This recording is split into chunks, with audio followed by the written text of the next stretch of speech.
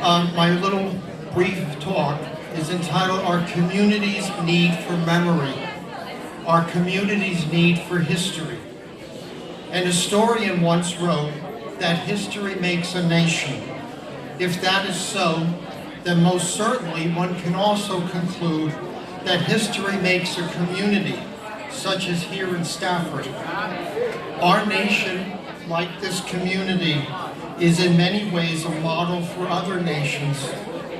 America's story, like that of Stafford's, is a story of both progress and recognition that tradition has a place.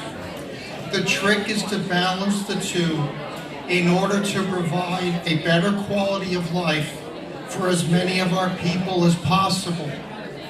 This brings us to our local architecture. In that array of commercial buildings, houses, places of worship, and government structures, we interact with what makes us human. Americans in general have never fully embraced history as something simply relegated to books containing dates and timelines.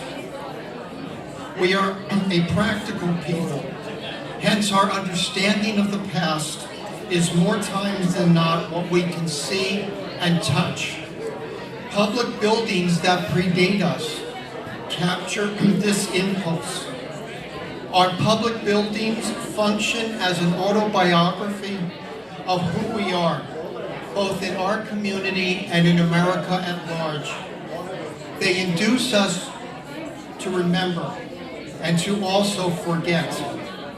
These buildings evoke our deepest passions and also work to induce us to repress what we do not especially like about ourselves. That is the point.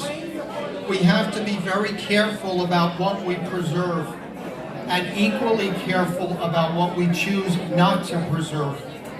It is my hope that here in Stafford there is agreement that a balanced approach to preservation prevails.